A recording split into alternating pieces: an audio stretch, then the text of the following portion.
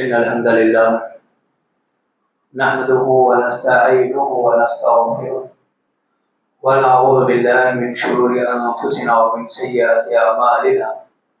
من يهده الله فلا مضل له ومن يضلله فلا هادي له. وأشهد أن لا إله إلا الله وحده لا شريك له وأشهد أن محمدا عبده ورسوله. وقد قال الله تبارك وتعالى في القرآن المجيد والفرقان الحميد: أعوذ بالله السميع العليم من الشيطان الرجيم. يا أيها الذين آمنوا اتقوا الله حق تقاته ولا تموتن إلا وأنتم مسلمون.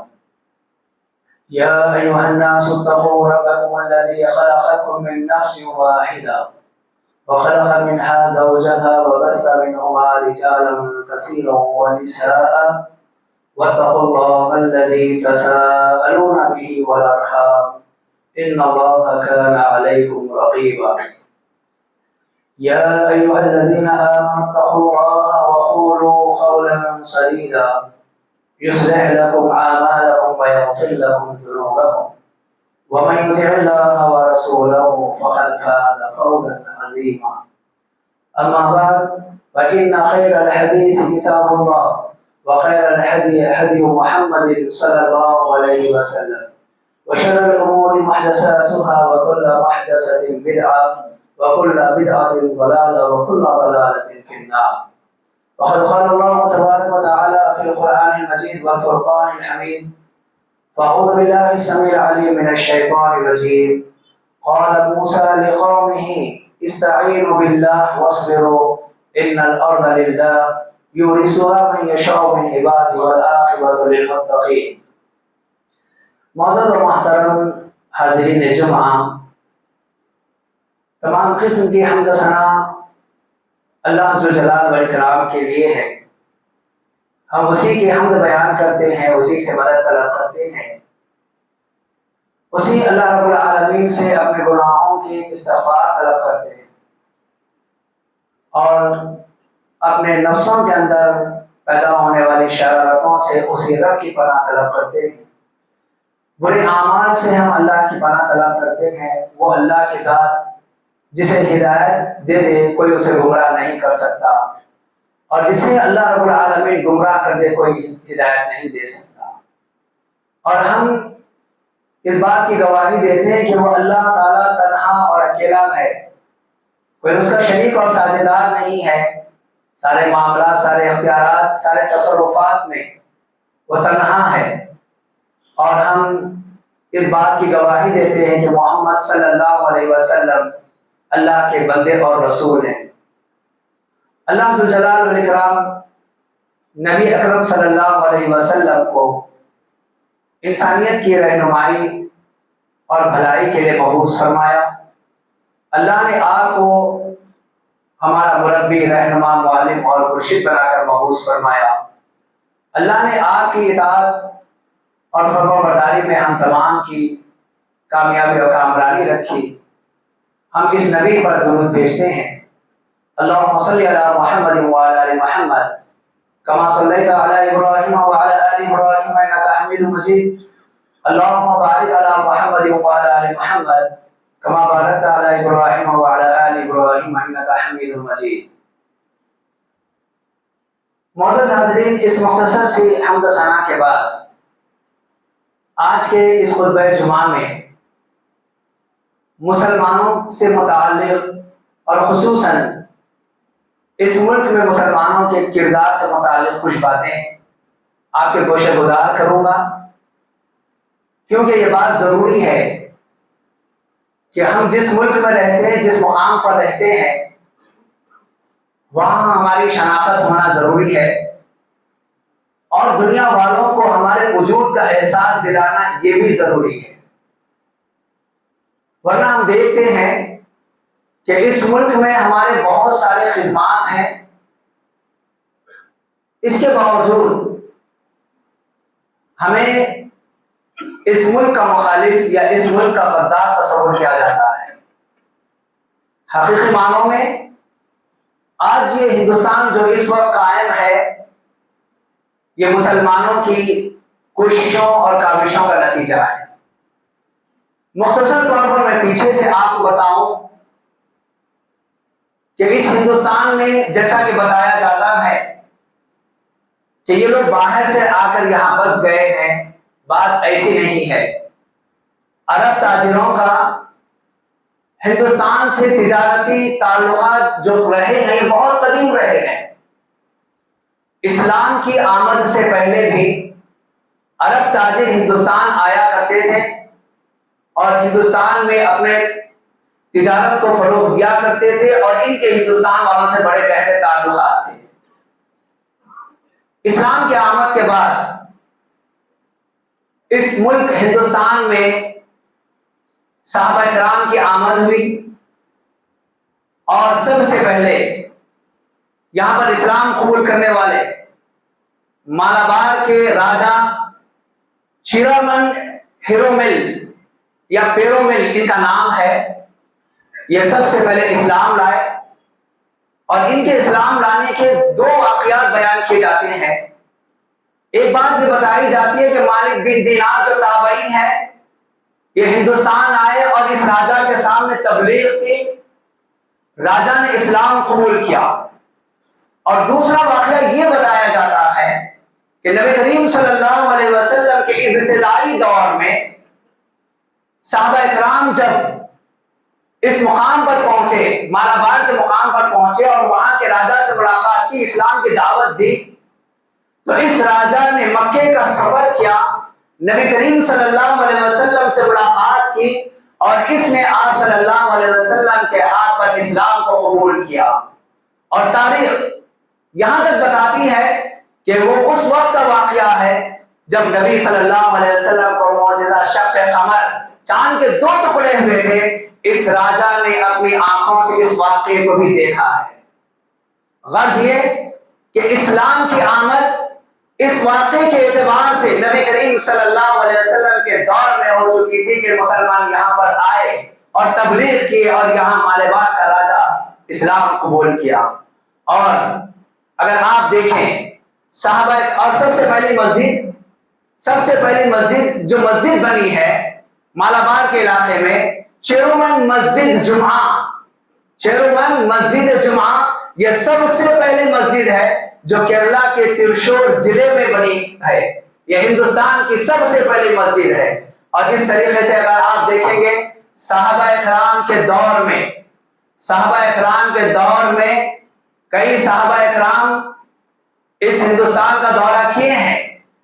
عمر بن خطاب رضی اللہ تعالیٰ عنہ کے دور میں 12 صحابہ کرام کیرلا کا سفر کیے ہیں عمر بن خطاب کے دور میں، اور عثمان رضی اللہ تعالیٰ عنہ کے دور میں 5 صحابہ کرام کیرلا کا دورہ کیے ہیں تجارتی معاملات میں، اور علی رضی اللہ تعالیٰ عنہ کے دور میں 3 صحابہ کرام کیرلا آئے ہیں، اور معاویہ رضی اللہ تعالیٰ عنہ کے دور میں 4 صحابہ کرام کیرلا آئے ہیں، اور یزید بن معاویہ کے دور میں 1 صحابی کیرلا آئے ہیں۔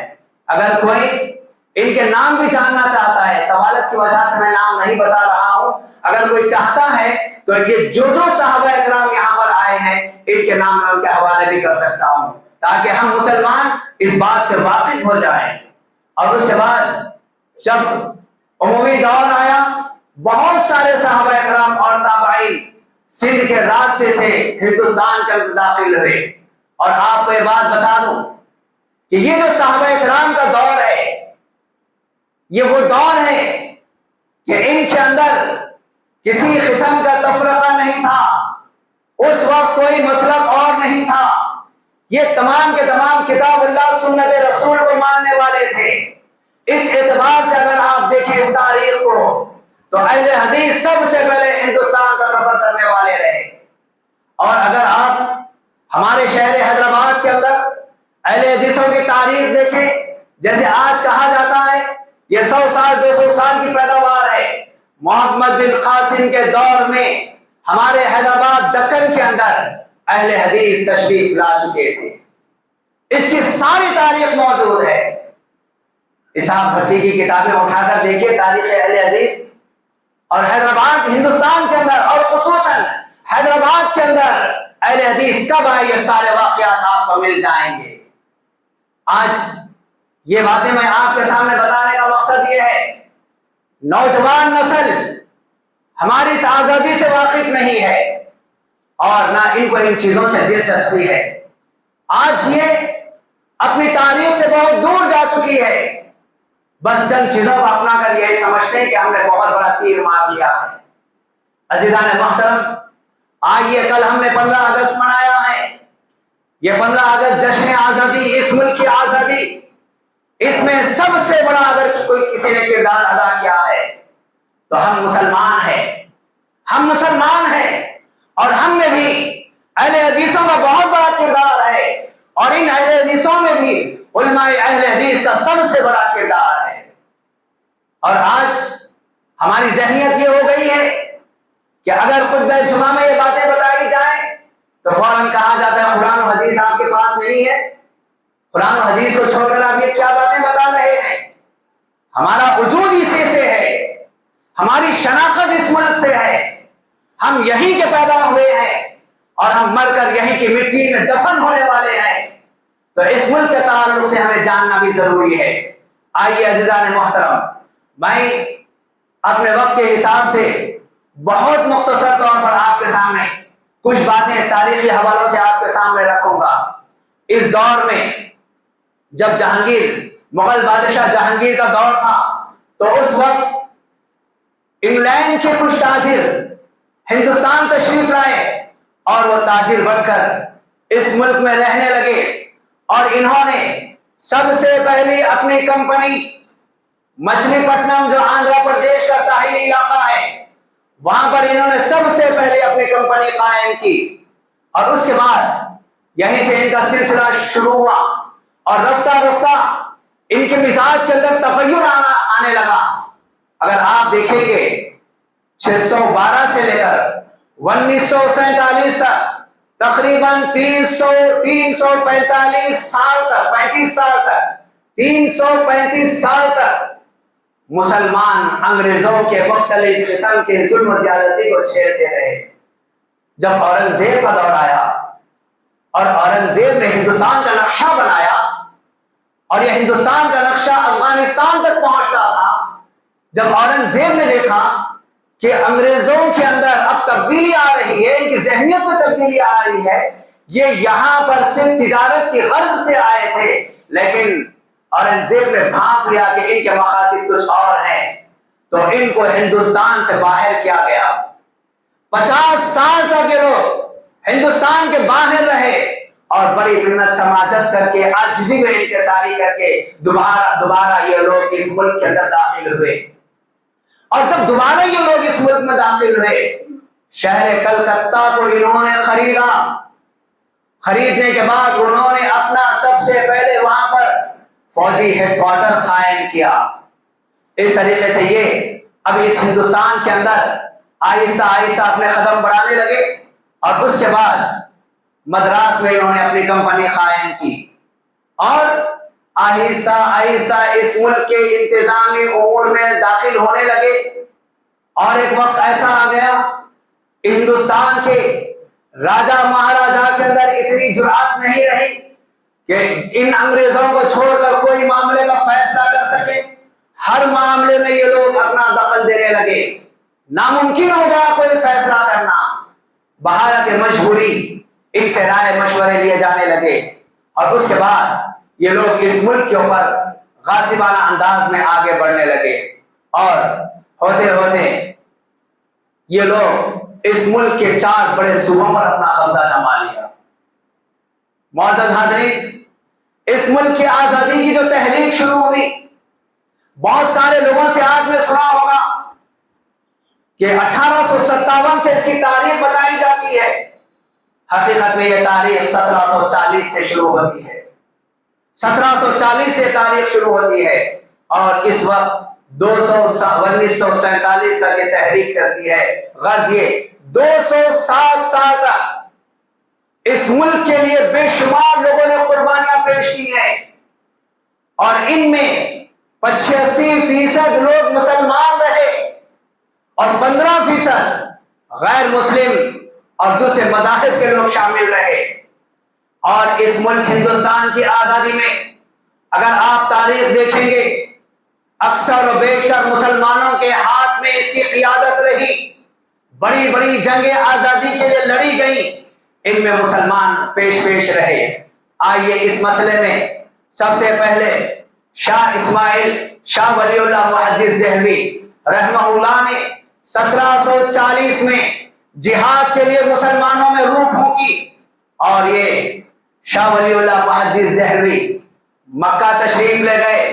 وہاں پر آپ نے ابو طاہر مدنی سے دین کا علم حاصل کیا، قرآن کا علم حاصل کیا. اور وہ ہندوستان جب لوٹ کر آئے، انہوں نے لوگوں کے عقائد کو مضبوط کرنے کے لیے اور لوگوں میں جہاد کے جذبے کو بڑھانے کے لیے قرآن کریم کا ترجمہ کیا. سب سے پہلے قرآن کریم کا ترجمہ ہندوستان کے اندر فارسی زبان میں ہوا. اور اس کی وجہ یہ تھی کہ ہندوستان کی اس وقت مادری زبان فارسی تھی. اسی لیے شاہ ولی اللہ محدث دہلوی رحمہ اللہ نے لوگوں میں جہاد کے جذبے کو آگے بڑھانے کے لیے فارسی ترجمہ کیا اور اس کے ذریعے سے انہوں نے اس تحریک کو آگے بڑھایا. اور اگر انگریزوں سے جہاد کے لیے سب سے پہلا فتویٰ اگر کسی نے دیا، یہی شاہ ولی اللہ محدث دہلوی کے بیٹے عبدالعزیز رحیم آبادی ہیں، جنہوں نے باقاعدہ طور پر فتویٰ جاری کیا. عزیزان محترم، اگر آپ دیکھتے چلے جائیں مسلمانوں نے اور خصوصاً اہل حدیثوں نے اور اس میں بھی آگے بڑھ کر علماء اہل حدیث نے ہمارے اس ملک کی آزادی میں بہت بڑا کردار ادا کیا ہے.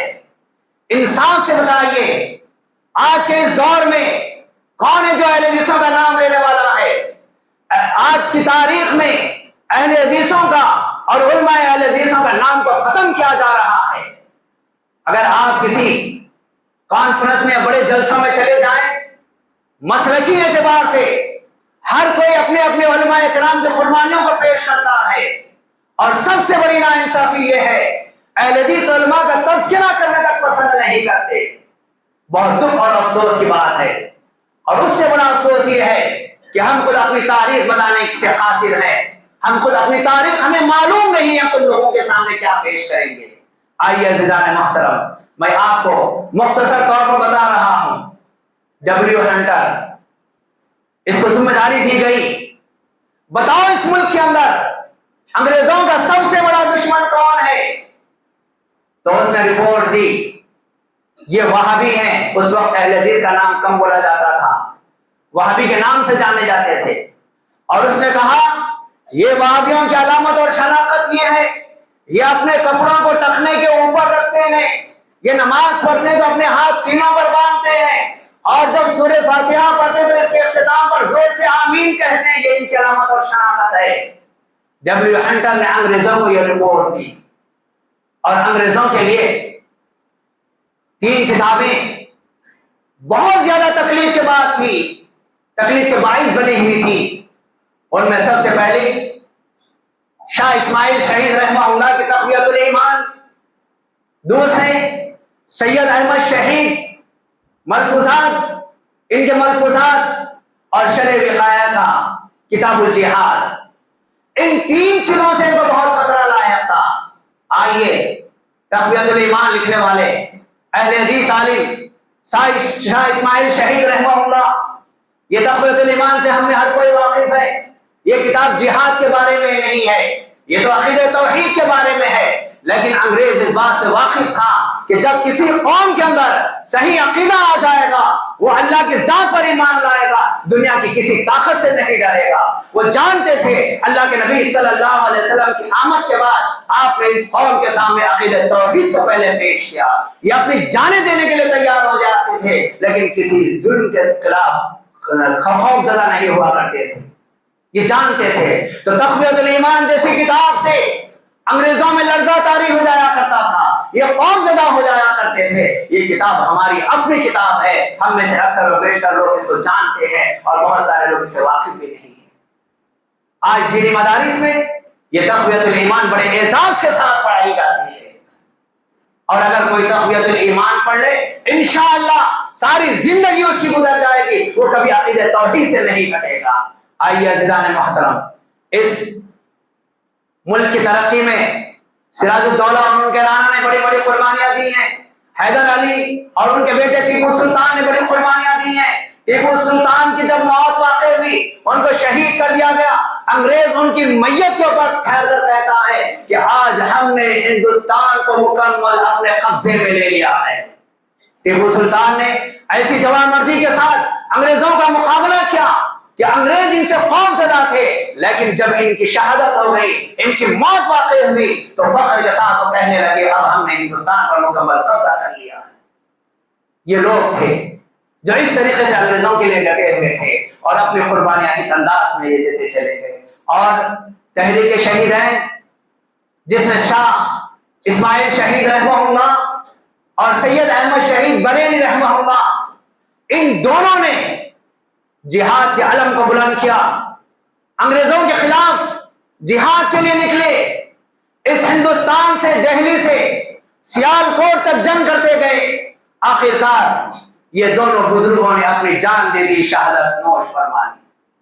उसके बाद आइए अज़ीज़ान मोहतरम, मौलाना जाफर थानेसरी रहमहुल्लाह ये अपनी जिंदगी का वाक़या बयान करते हैं। जाफर थानेसरी जब इन्होंने जिहाद का आलम बुलंद किया इस मुल्क की आजादी के लिए, तो इन्हें काले पानी की सजाएं दी गई। आखिरकार इनके ताल्लुक से फैसला हुआ कि इनको सूली दे दी जाए। जाफर थानेसरी को तैयार किया जा रहा था सूली पर लटकाने के लिए। सबसे पहले इनकी दाढ़ी को मोड़ दिया गया। जाफर थानेसरी अपनी दाढ़ी के बाल उठाए और रोने लगे। अंग्रेज ने कहा मौत के खौफ से रो रहे हो, अब तक बड़ी बड़ी बातें तुम क्या करते थे। जाफर थानेसरी कहने लगे मैं मौत से नहीं डर कर नहीं रो रहा हूँ, मुझे अपने आप पर अफसोस हो रहा है, मैं अपनी इस दाढ़ी पर रश कर रहा हूँ। मैं चाहता था कि मेरी जान अल्लाह के राह में कुर्बान हो जाए, लेकिन मेरी दाढ़ी ने मुझ पर सबकत कर गई है, इस वजह से मेरी आंख में आंसू आ गए हैं। अंग्रेज ने कहा ठीक है, इसे कैद कर दिया जाए। उनकी फांसी की सजा कैंसिल कर दी गई। जब वो वहां से रिहा हुए, उन्होंने एक किताब लिखी काला पानी, उसके अंदर लिखते हैं कि हमें ऐसी सजा दी गई कि दीवारों के ऊपर कीले मार दिए गए, नोकीले, ताकि हम टेक ना लगा सके, और जमीन पर ऐसे कीले मार दिए गए कि हम अपनी एड़ी जमीन पर सही तौर पर टेक ना सके। ऐसी ऐसी सजाएं हमको दी गई। अज़ीज़ान मोहतरम, सबसे दर्दनाक वाकया मलेबार के मोटिया मुसलमानों का वाकया है। क्या अजीब वाकया कि वहां पर मुसलमानों ने, और उनमें अक्सर वो बेशतर अहले हदीस लोग थे, जब इन्होंने अंग्रेजों के खिलाफ अलम जिहाद बुलंद किया तो इनको गिरफ्तार किया गया। 125 मुसलमान है मालगाड़ी के एक डब्बे के अंदर, जिसने बमुश्किल 50 लोगों की गुंजाइश थी। 125 मुसलमानों को जबरदस्ती उसमें ठोंस दिया गया। 3 दिन का सफर, रास्ते में खाने के लिए खाना नहीं, पानी नहीं, क़ज़ाए हाजत के लिए कोई चीज नहीं। और जब 3 दिन के बाद ये डब्बा खोला गया, 65 मुसलमान मर चुके थे, और जो बच गए थे उनकी हालत ये थी, भूख और प्यास से एक दूसरे को कतर रहे थे। इनको 2 हिस्सों में तकसीम किया गया, आधों को सूली चढ़ा दी गई और बकिया आधों को कैद बंद में डाल दिया गया।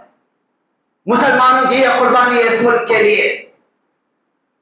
आइए अज़ीज़ान मोहतरम, आप इस हिंदुस्तान की तारीख में जब तक सादिक पूर का जिक्र नहीं करेंगे, यह तारीख मुकम्मल नहीं हो सकती।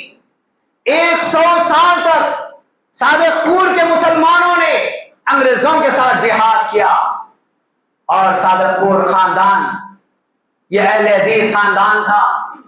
इनकी बड़ी कुर्बानियां रही, और वह दिन इनके लिए इंतहाई कठिन दिन था जब ये लोग ईद की नमाज के लिए ईदगाह गए, और जब वापिस पलट कर जब अपने घरों की तरफ आए, अंग्रेजों ने बुलडोजरों के जरिए से इनकी पूरी बस्ती को ढा दिया।